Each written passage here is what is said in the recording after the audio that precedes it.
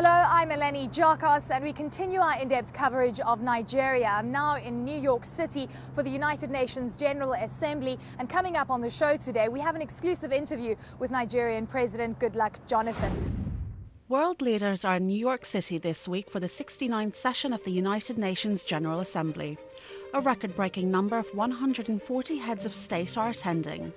Top of the agenda is the Islamic State militants in Iraq and Syria, Iran's nuclear program, and the rapid spread of the Ebola virus in West Africa. Several leaders will also take part in a high-level meeting focusing on the outbreak.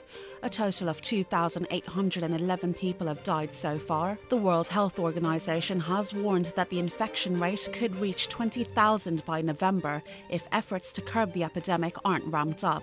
One of the other prominent issues on Africa's agenda is Boko Haram. In his UN General Assembly address on Wednesday, Nigerian President Goodluck Jonathan spoke about the threat of Islamic militants in his country. In Nigeria, the threat of terrorism in a few states in the northeastern part of the country has proven to be a challenge to national stability. We will spare no effort in addressing this menace. We are therefore confronting it with every resource at our disposal, with due regard for fundamental human rights and the rule of law. Nigeria's next presidential elections are less than 6 months away. Jonathan is yet to throw his hat into the race. State governors from his ruling People's Democratic Party have said they will back a re-election bid. It's the strongest indication yet that he will stand for a second and final term. However, his presidency hasn't been without its challenges. Jonathan has been criticised for failing to combat the rise of Boko Haram.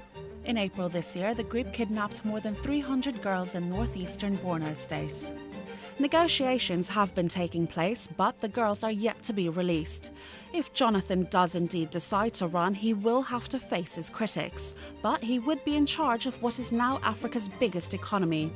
Its immense oil and gas reserves, coupled with a population of some 170 million people, remains lucrative to investors. But stability is key, and if that can be achieved, there is great potential for this African powerhouse.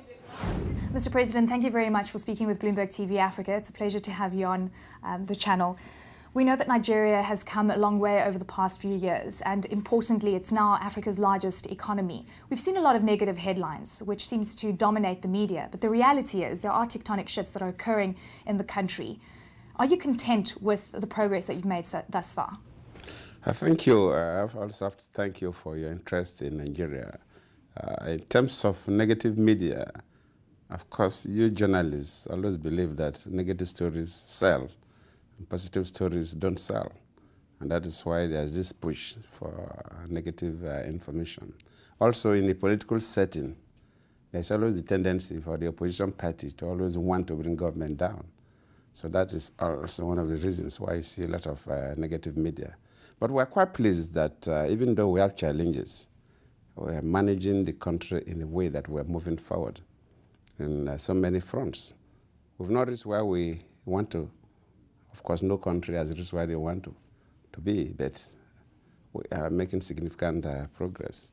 In terms of the economy, of course, the last rebasing placed us at $510 billion, as a little above $500 billion. That's significant. And that shows that Nigeria has the largest economy. But we're not too satisfied with just having the largest economy. What interests me is not the size of the economy per se. It's significant because that will attract foreign direct investment. But how will my ordinary Nigerians feel? Do they have jobs? Do they have food to eat? Do they go to decent schools? They go to hospitals when they are sick and they are cured? Those are the elements that interest me more. But we are quite pleased with the economy because with that size of economy, the global players are interested in coming to Nigeria, and through that process will create jobs for our young men and women. Mr. President, you mentioned something so important that it's endemic to the African continent, and that's the issue of unemployment and also education and health and so forth. How are you going to ensure that the prosperity that we're seeing in the Nigerian economy is going to trickle down to the people that need it the most. And you were talking about some of the opportunities that we're seeing in Nigeria right now. Do you think that it's going to benefit the layperson? The issue of unemployment is a critical problem to all presidents or heads of governments all over the world, including probably we're in the United States of America now. Even if you ask Obama, I will tell you that yes, youth unemployment is key. In Nigeria, we are trying, and we believe that as we progress, we'll continue to reduce the unemployment rate. I've set up a special committee now, made up of government functionaries and the private sector. And even before setting up the committee, we had some other programs that we were running. We had what we call the You Win program, where we give grants, not loans, to young entrepreneurs. You write a proposal, kind of a business plan, a neutral body will assess, and if they feel that your business plan will go through, we give you a grant based on the assessment, ranging from 1 million naira to 10 million naira. And a number of them are very successful. Almost 80% of them are doing well. And each of them employ one or two others. Some employ up to 20 additional young people. So through that process, we are creating a lot of jobs.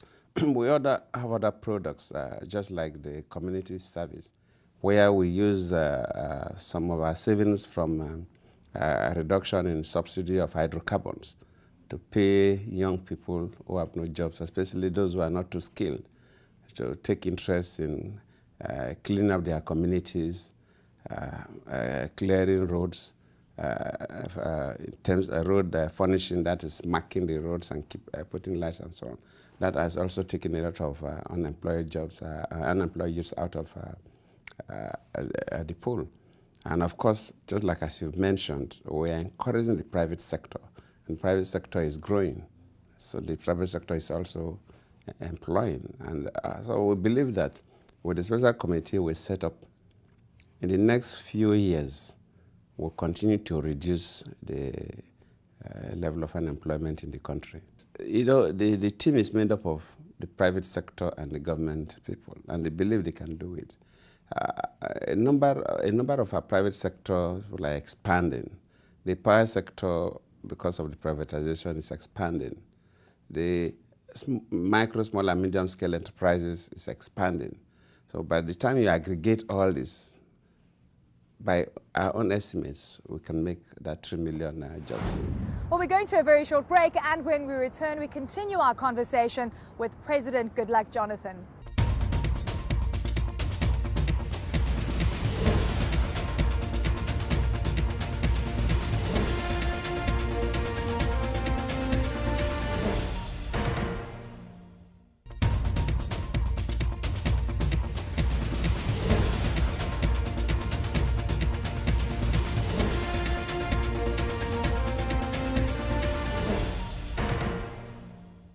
Now, Nigeria's general elections are due to be held in early February next year, and a little earlier this week, the People's Democratic Party said that they would support a bid for President Jonathan to run for a second term. This may be a sign that he may stand for re-election. Nigerian President Goodluck Jonathan came into power in May 2010 following the death of Umaru Yar'Adua. Until then, he'd been serving as his vice president. Jonathan won his first election in 2011, vowing to stamp out corruption and boost economic growth. He also announced a multi-billion-dollar plan to tackle electricity shortages by privatizing the power sector. Goodluck Jonathan of PDP, having certified the requirements of the law and scored the highest number of votes, is hereby declared the winner and is returned elected. Less than a year after he was sworn in, he called for an end to fuel subsidies. This in a country where many live on less than $2 a day. Jonathan's decision saw thousands take to the streets, many of them angry over losing one of the few perks for ordinary Nigerians living in an oil-rich state. Clearly, people are angry, people are unhappy, and that is what you are seeing. It has never been like this in Nigeria, not under any situation. So clearly, the people are united because there is only one thing binding them together, the capacity to live, and that has been taken away from them by this policy. The government argued that removing the subsidies would give them $8 billion a year to spend on public projects, but they were soon forced measures to restore the subsidies. Nigeria's next presidential elections are less than 6 months away. Jonathan is yet to announce whether he will stand for a second and final term. His ruling People's Democratic Party has said they will back a re-election bid. If Jonathan does run for president next year, he will have to shore up confidence. Nigeria may now be Africa's biggest economy, but many of its people are yet to reap in the rewards. Inclusive growth and boosting public and private investment are key to bettering the country's future. In recent years, Jonathan has embarked on several reforms to try and make this happen. It's a shift in the right direction and a move that could garner votes and change the lives of millions. What's fascinating is that when we speak of Nigeria, and we've actually seen a lot of reports coming out from various analytical houses, they say there's two stories happening in Nigeria. The one where we see prosperity and the other one where the outlook isn't that positive, but it really all depends on policies. Are there any specific policies right now that you would want to change to ensure that the second path isn't a reality, that prosperity would continue in Nigeria? The key thing is doing things that you believe that will change the fortunes of the country, and you continue to do it. The driving force, just like you talk about the key policies, first is to build strong institutions. Take agri, for example. Policies in agriculture is to change the narrative from agri as a rural development program to agri as a business. And we have a fantastic minister who really is driving that process. So our policies in agriculture is encouraging very young graduates to take to farming, and is doing well. If you take the oil sector, which has been a dominant sector in the economy, but it has not been structured in a way that will help most of our people, we come up with the Nigerian content policy that encourages manufacture or fabrication of most of the equipment to be used in the oil industry back home. Before this time, the oil companies, even if they need a pin, they will go to their home countries to get it. So if an oil company say they are investing, say, maybe $1 billion in a project in Nigeria, it's less than $100 million is spent to develop the local economy. But with the Nigerian content, most of these things are now fabricated within the country. So that creates thousands of jobs, and it's encouraging them to do that. If you go also into other areas like the industrial sector, we recently launched our Industrial Revolution program. Before this time, we had some vehicles that were being assembled in this country. After some time, all of them almost collapsed. Now they are all coming back. All these are avenues for job creation.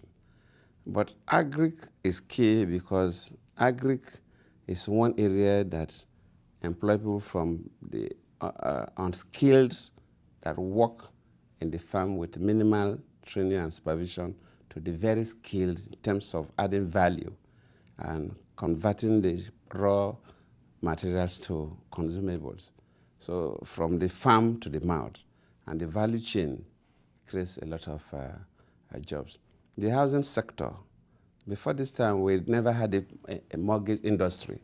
Now we have mortgage refinancing so that companies, primary mortgage institutions can have access to funds. And the mortgage industry is expanding so much in the country. And you have a country of almost 107 million people. And the advantage we have, which also could be a disadvantage if it is not properly managed, is that even though we are just about 170 million people, it's made up of very young people. People below the age of 35 are more than 70% of our population. Below the age of 25 are just almost 70% of the... So that it's a group that need education, need housing, need this, need almost everything in life. Unlike some other countries where they may have a population of 300 people, but out of that 300, maybe only 25 are young people because of their own demographic issues, that maybe young ladies don't like to procreate. You have other issues, and you see that the population of adults and aged are more than the population of the young people. So Nigeria, the population of the young people are more. People need houses. So that sector is also blooming now and is creating jobs for quite a number of people. So in terms of policies, yes, there are a number of policies that are creating jobs. Even our privatization program in the power sector is one of these key policies we've taken that is helping job creation in the country. When do you think that the entire country will be electrified? We know that you've put a lot of policies, privatization and so forth. It's a big ask. Definitely the whole country will be electrified, but it's not going to happen one day. Because we are also, in addition to the major grids, we're also talking about the power in terms of using solar to electrify rural communities, using wind. If you go to some northern parts of the country, we have the wind farms, rig fence for some local communities. We will also have these rural electrification programs. So it is going to be gradual. The whole country must be electrified, but it will not happen the same day. Don't go anywhere. We'll be back right after this. More with President Goodluck Jonathan.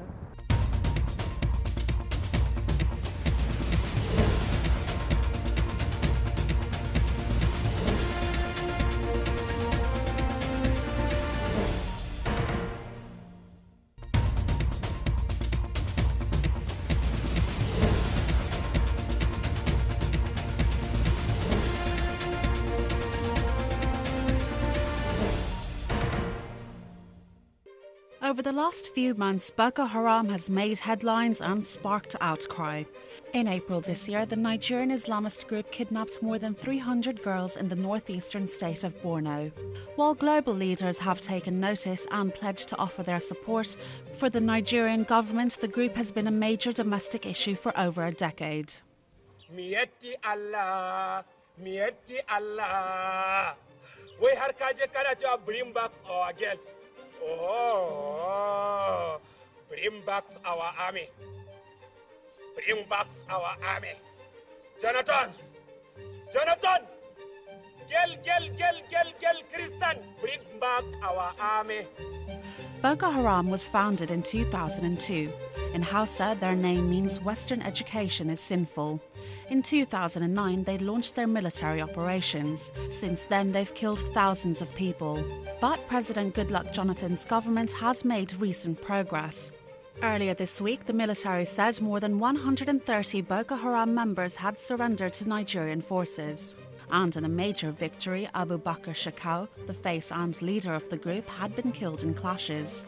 Shekau is believed to have been killed between July and August last year. The military said the man appearing in later videos was in fact a lookalike. This is good news for Jonathan, who had come under fire for his slow response to the kidnappings. But Boko Haram's influence has spread into neighbouring Cameroon, Chad and Niger, so the fight is not yet over for the Nigerian government. Let's take a look at some of the parts of the country that have been hurt by terrorism, by Boko Haram. We've actually seen the impact coming through, specifically in the agriculture sector as an example. Can you quantify the economic impact? Is it something that is worrying you right now? No, the issue of Boko Haram, beside the economic losses, is worrisome. Because Nigerians have been killed. The Boko Haram members, yes, some of them are not Nigerians, but most of them are Nigerians. And if any of them die, a Nigerian is dead, and I feel it. So also the people they kill. The Boko Haram people are just criminal elements who kill at will. So that disturbs me. There's no president that will not be worried. Every Sunday, if I'm in the church, I will be watching the information that will even come in to know whether they have attacked one church, they have attacked one community. So it worries. Yes, in terms of the economic issues, the Boko Haram so far is predominantly in three states: Borno State, Yobe State, and to some extent Adamawa State. Yes, occasionally they come to states like Kano State to bomb, but it does not last long. So these three states that we've declared the state of emergency in Eritrea, Borno, Yobe, and Adamawa. We have 36 states and the Federal Capital Territory. So, on overall, it does not affect the economy that much in terms of the economy of Nigeria as a state. But it's devastating for the economies of Borno State, Yobe State, and Adamawa State. It was 3 states out of 37 enclaves per se, 36 states and Federal Capital Territory. So nationally, it does not really affect the economy so much, but it's quite significant in terms of the killing and maiming of innocent people. I spoke to the finance minister a week ago, and she was saying how Nigeria has taken swift action, and we haven't actually seen a new case of Ebola for the past few weeks in Nigeria. And the swift action that Nigeria has taken, we haven't seen this happening in the rest of West Africa. What are your concerns right now, and do you see it as a major threat in the region? The Ebola issue, for Nigeria, I have to thank all Nigerians, because unexpectedly one sawyer from Liberia brought Ebola to Nigeria, but with the commitment of the whole public, the whole population, and of course the government of Nigeria and the states, we've been able to contain Ebola. 19 people contacted the Ebola from the same soil. After of the 19, 7 died, and 12 were able to recover through the medical assistance that we gave. And for now, there's no Nigerian that is Ebola positive. And help us to tell the world, people are discriminating against Nigerians. There's no Nigerian that is Ebola positive now. We'll be able to contain the Ebola. Though that does not rule out that we may not have somebody like Sawyer coming again.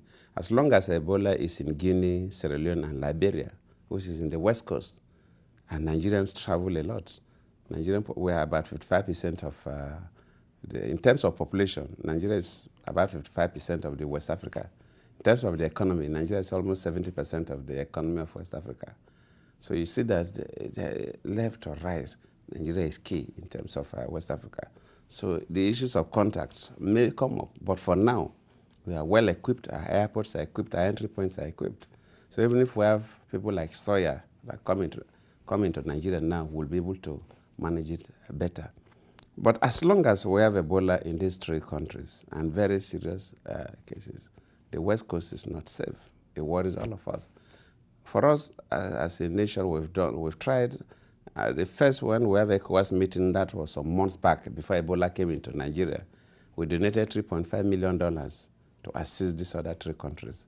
This is where the World Health Organization is needed to help us see that we control the Ebola in these countries.